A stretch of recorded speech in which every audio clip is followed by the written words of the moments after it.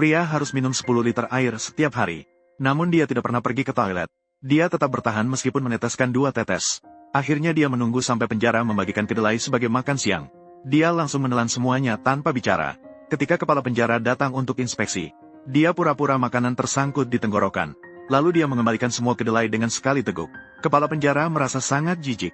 Dia memerintahkan bawahannya untuk segera membawa si kecil ke ruang medis. Dokter dengan cepat mendiagnosis masalahnya.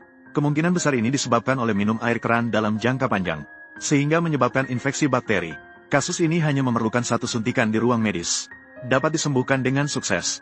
Namun si kecil telah minum terlalu banyak air dan sangat ingin ke toilet. Dia menangis dan berteriak seolah-olah akan buang air besar dalam sekejap. Perawat sangat bingung. Akhirnya meminta tahanan yang sedang membersihkan di sebelahnya untuk membawanya pergi. Tidak ada yang tahu bahwa di dalam bilik kecil toilet sebenarnya terdapat sebuah lorong rahasia. Si putih meminta narapidana untuk menjaga pintu. Sementara dia sendiri memanjat ke atas toilet. Dia menemukan alat yang disembunyikan di atas kepala. Tanpa kesulitan, dia berhasil membuka lemari tisu di sini. Ruang di belakang cukup untuk 1 orang melewati. Setelah masuk, mereka mengembalikan segalanya seperti semula. Seolah-olah tidak ada yang terjadi. Lorong terhubung langsung ke ruang alat. Mereka mengeluarkan sehelai papan kayu dan memasangnya di bagian bawah mobil pengangkut. Asalkan keduanya bersembunyi di dalam papan kayu. Ketika mobil melewati pos pemeriksaan, cermin reflektif tidak bisa melihat mereka. Saat mobil pengangkut berhenti di pom bensin, mereka kemudian lepas dari papan kayu, melepas penyamaran dan melompat keluar. Mereka langsung melarikan diri dengan mobil balap biru teman mereka. Berhasil melarikan diri dari penjara. Namun ini hanya langkah pertama mereka. Upacara balap yang megah berlangsung sesuai jadwal. Rekan-rekan di penjara melihat waktu di televisi hampir tiba. Dia memberi isyarat dengan mata kepada anak buahnya. Sang janggut langsung berdiri. Dia mendekati musuh bebuyutannya dan mengumpat kepadanya. Kedua belah pihak langsung bersiap untuk bertarung. Seluruh penjara menjadi medan pertempuran besar. Penjaga penjara segera menekan tombol alarm. Ini pertama kalinya mereka menghadapi kekacauan sebesar ini. Kepala penjara mengambil telepon. Dia memerintahkan bawahannya untuk menutup semua pintu masuk dan keluar. Dan jangan membukanya dalam waktu singkat. Perawat belum menyadari situasi apa yang terjadi. Mereka dipisahkan oleh pintu besar dan tidak bisa melihat keadaan di dalam. Petugas, salah satu bawahannya juga mengambil telepon untuk meminta bantuan. Namun dicegah oleh kepala penjara. Karena hal ini akan berdampak serius pada kinerja. Rencana rahasia kepala penjara ternyata sudah diketahui oleh mereka. Penjaga penjara di dalam ruangan telah dikendalikan. Kepala penjara memutuskan untuk bernegosiasi dengan mereka. Namun para narapidana sama sekali tidak mendengarkan. Mereka mengoleskan kecap kedelai ke kamera pengawas. Kemudian mereka menutup jendela dengan piring makan dan aluminium foil. Sehingga kondisi di dalam ruangan menjadi tidak terlihat sama sekali. Dan tujuan mereka melakukan semua ini sebenarnya adalah untuk memberikan waktu pelarian kepada Zimo. Karena dia membutuhkan waktu yang cukup untuk menyelesaikan rencana sebenarnya, yaitu merampok semua uang tunai di brankas balap mobil. Karena banyaknya penonton di lokasi balapan pada hari perlombaan, jumlah transaksi tunai sangat besar.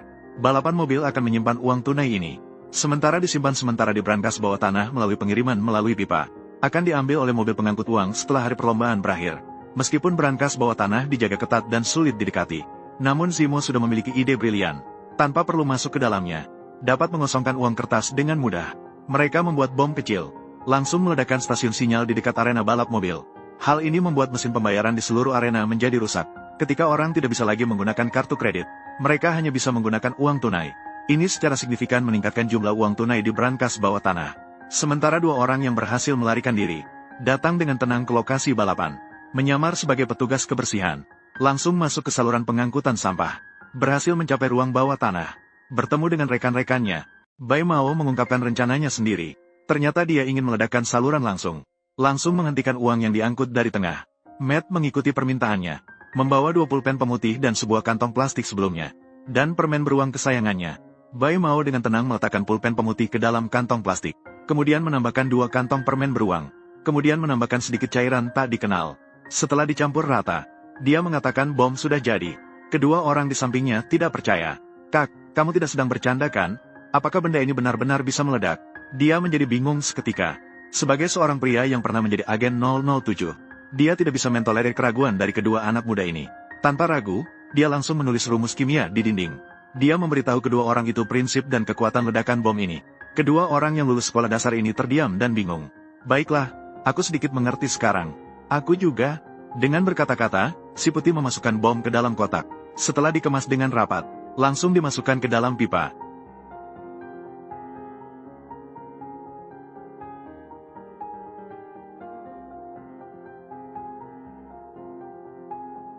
Namun ketika bom sampai di mulut pipa, tidak meledak sama sekali. Setelah beberapa saat, ketiga orang itu bingung. Mereka mengangkat kepala untuk melihat apa yang terjadi di sana. Hasilnya, dalam sekejap, kotak bom malah dipantulkan kembali. Jangan bergerak. Aku tidak bergerak, bro. Jangan bernapas. Aku tidak bernapas, bro. Mereka mendekati dengan hati-hati. Si putih melihat dengan seksama. Ternyata saat dia memasang bom, dia mengikat kantong plastik terlalu kencang. Setelah dilepaskan, ini pasti tanpa kesalahan. Kembali ke mulut saluran. Meletakkan bom ke dalamnya. Memang, setelah berhasil mencapai brangas, itu menyebabkan ledakan hebat. Sakelar saluran diledakkan. Mereka mengeluarkan penyedot debu besar yang sudah disiapkan sebelumnya. Langsung menyedot dengan ganas ke dalam saluran. Uang kertas berjatuhan seperti hujan, terus mengalir tanpa henti. Untuk mengemas uang, mereka bahkan harus memakai kantong plastik sebesar tong sampah. Bos putih menganggap efisiensi terlalu lambat, membuat mereka meningkatkan usaha. Akibatnya, karena daya hisap terlalu kuat, saluran langsung lepas kendali dan berterbangan di langit. Uang kertas yang berterbangan membuat semua orang hampir tidak bisa menutup mulut karena tertawa. Mereka mengurangi kekuatan dan melanjutkan pekerjaan. Namun, tanpa mereka sadari, mereka mengabaikan detail yang sangat penting, yaitu asap yang dihasilkan dari ledakan tidak bisa ditangani. Saat itu, asap mulai merambat melalui saluran. Mereka melayang ke samping penjual. Penjual bingung saat melihatnya. Segera menelepon petugas keamanan, melaporkan fenomena aneh ini. Namun pusat kontrol mengatakan alarm kebakaran tidak berbunyi. Untuk mencari tahu kebenarannya, mereka harus mengirim seseorang ke bawah untuk melihat. Saat petugas keamanan tiba di ruang bawah tanah, tanpa sengaja menabrak dua orang yang sedang mengangkut uang kertas. Petugas keamanan langsung menghentikan mereka. Bertanya apakah mereka mencium bau asap. Tidak, karena kami kehilangan penciuman saat kecil. Kami kehilangan indera penciuman, karena kami menderita flu berat, ya. Petugas keamanan langsung melihat bahwa kedua orang ini berbakat. Akhirnya, mereka dilepaskan. Melewati. Tanpa disadari, sejumlah uang tunai di dalam kantong plastik juga melewati mereka. Melewati. Namun ketika petugas keamanan pergi lebih dalam, mereka menemukan ruangan di mana asap putih bergegas keluar. Mereka langsung waspada. Langsung membuka pintu dan masuk. Kabut. Mereka melihat bahwa staf sedang melakukan aktivitas yang mencurigakan di sana. Ruang kerja ini dilarang keras merokok. Menghadapi pertanyaan dari petugas keamanan, pria berjanggut itu menunjukkan rasa jijik. Karena dia sudah disuap oleh Matt, menerima uang yang cukup untuk dipecat. Tugasnya begitu sederhana, hanya perlu dia merokok habis satu batang. Sekarang petugas keamanan memberi laporan ke pusat kontrol. Mereka mengira sumber masalahnya hanya karena orang ini merokok. Krisis berhasil diatasi. Mereka juga berhasil melewati truk sampah, mengangkut uang ke truk mereka sendiri. Selanjutnya hanya perlu membuat Bai Mao dan rekan-rekannya kembali ke penjara. Rencana pencurian yang brilian ini akan berakhir dengan sempurna. Akhirnya, masa hukuman kedua orang itu akan segera berakhir. Jika saat ini ketahuan, maka uang itu mungkin akan sia-sia. Mereka naik mobil balap biru, memulai perjalanan kembali ke penjara. Sang kakak di penjara melihat waktu hampir habis. Mengangguk untuk memerintahkan bawahannya bergerak.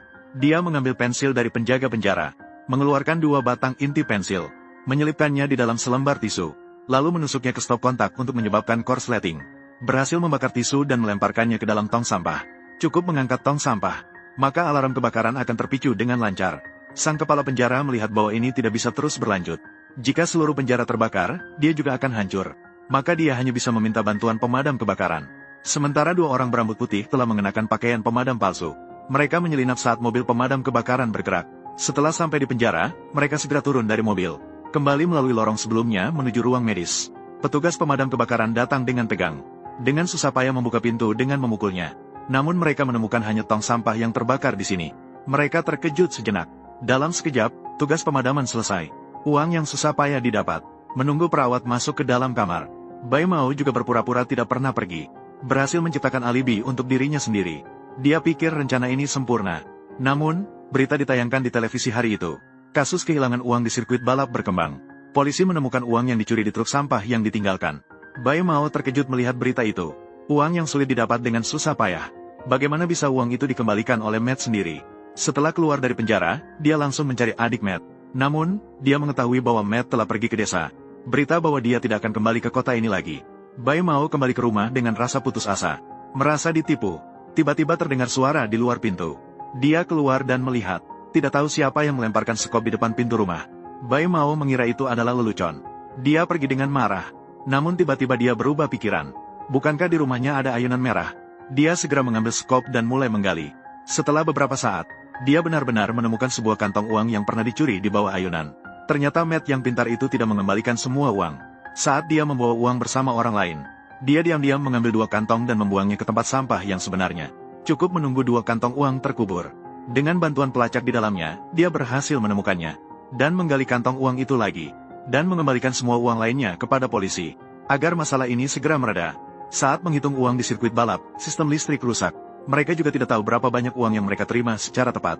Jadi asalkan mereka mengembalikan sebagian besar uang, hanya menyisakan sedikit, mereka akan menganggap bahwa perampokan kali ini tidak terlalu merugikan. Bahkan bisa mengajukan klaim ke perusahaan asuransi untuk mendapatkan sedikit keuntungan. Polisi juga akan segera menghentikan penyelidikan kasus. Dengan begitu, semua orang dapat dengan lancar menggunakan uang ini. Cukup untuk membuat orang biasa menghabiskan seumur hidupnya.